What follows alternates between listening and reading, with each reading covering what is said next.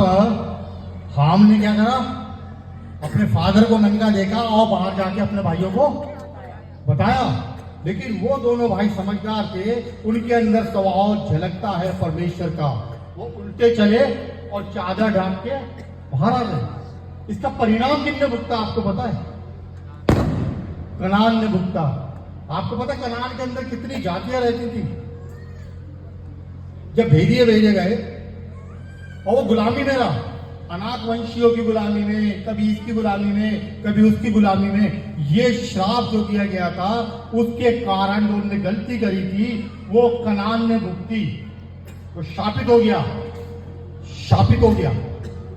और जब भेजे गए थे वहां पे 7 तरीके की जातियां पाई जाती हैं। 7 तरीके। ये परिणाम होता है कि अगर आपने किसी की गलती को उजागर किया है तो उस गलती का परिणाम हो सकता है आपकी पूरी सिटी भुगते, हो सकता है आपका परिवार भुगते, हो सकता है जिस कैंपस में आप रहते हैं वहां के एक जन को भुगतना पड़ेगा। इसलिए हमें इस चीज का भी ध्यान रखना है, अगर किसी की कोई गलती है तो उसको हमें चुप रहना है, ना कि शोर मचाना है। ये यीशु मसीह का स्वभाव था, यही परमेश्वर का भी स्वभाव था। उसके स्वभाव में भी ये चीज है। आइए एक और देखेंगे वचन, गिनती निकालेंगे पासवान साहब 12, उसका 1 से 8 तक देखेंगे, वहां पर क्या लिखा है।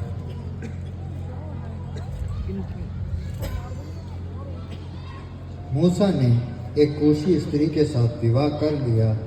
मूसा ने एक कूशी स्त्री के साथ क्या करा? विवाह कर लिया जी।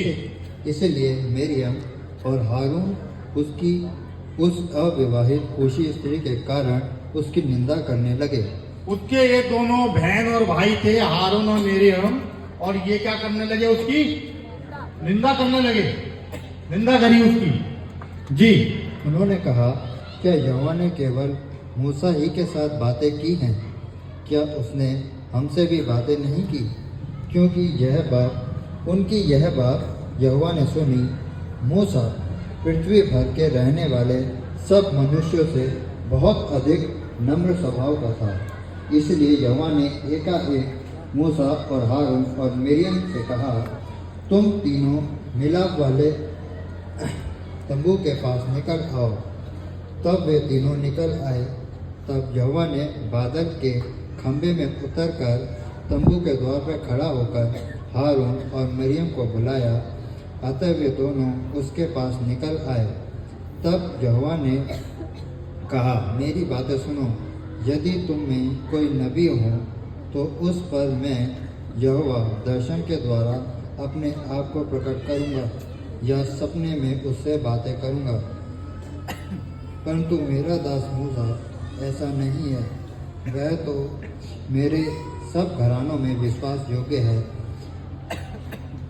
उससे मैं गुप्त रीति से नहीं परंतु आमने सामने और प्रत्यक्ष होकर बातें करता हूँ। और तुम यहोवा का और वह यहोवा का स्वरूप निहारने पाता है। इसलिए तुम मेरे दास दाऊद मूसा की निंदा करते हुए क्यों नहीं डरे? तब यहोवा का कोप उन पर भड़का और वह चला गया। तब वह बादल तंबू के ऊपर से उठ गया और मरियम कोढ़ से हिम के समान श्वेत हो। परमेश्वर ने इनको कहां पर बुलाया? अकेले में कहां पर बुलाया? मिलाप वाले तंबू में। किसी के सामने बात नहीं, मिलाप वाले तंबू में बुलाकर उनकी गलती को बताया और उनको पनिशमेंट भी दिया कि एक परमेश्वर के अभिषिक्त दास के लिए तुमने बोला है, इसका भुगतान तुम्हें करना पड़ेगा। और फाइनली ऐसा हुआ कि मरियम को क्या हो गया? कोढ़ हो गया। और कोढ़ होने के बाद जब मूसा ने देखा तो मूसा ने खुद उस परमेश्वर से क्या करा? प्रार्थना करी उसके लिए, और परमेश्वर ने अपने दास की बात को माना, स्वीकार किया। अजीज, आपको और मेरे को ये स्वभाव रखना चाहिए कि जो परमेश्वर पिता पुत्र और पवित्र आत्मा का स्वभाव है वही स्वभाव हमें भी रखना चाहिए।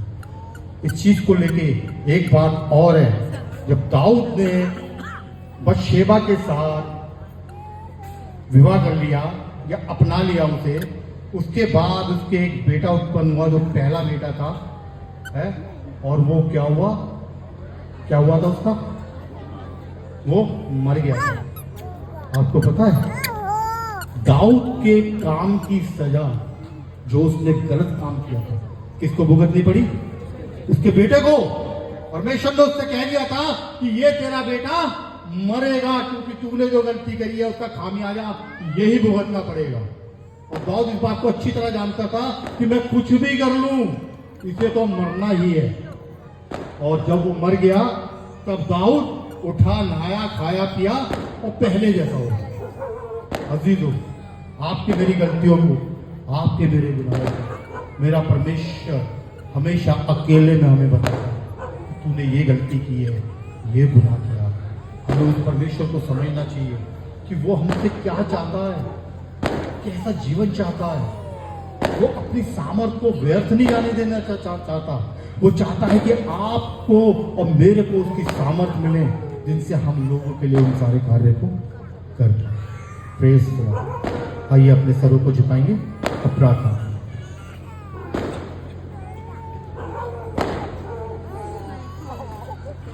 स्वर्ग के पिता, एक बार फिर बड़ी हलीमी से हम आपके राज्य में आपके सिंहासन तले आते हैं। प्रभु यीशु मसीह, धन्यवाद देते हैं इस सारे समय के लिए जो आपने हमें दिया, आपकी बातचीत के लिए, आपके स्वभाव के लिए, और जो भी वचन आपने दिया है परमेश्वर, काश कि हम अपने जीवनों में उसे लागू कर पाए पिता परमेश्वर। और बड़ा फल रहा है जो रोग से ग्रसित हैं परमेश्वर के छू चंगाइयाँ दें, हर दुख, परेशानी, संकट, बंधन पिता परमेश्वर सब हटा। और जो लोग समाज के अंदर रहते हैं प्रभु जी, तो दूसरों के लिए परेशानियों को खड़ा करते हैं परमेश्वर, जो परेशानियां परमेश्वर वो विपरीत दिशा में होने दे अपने कार्य। सारा आदर महिमा आपको देते हैं। प्रार्थना विनती को यीशु मसीह के नाम से मांगते हैं, आमीन।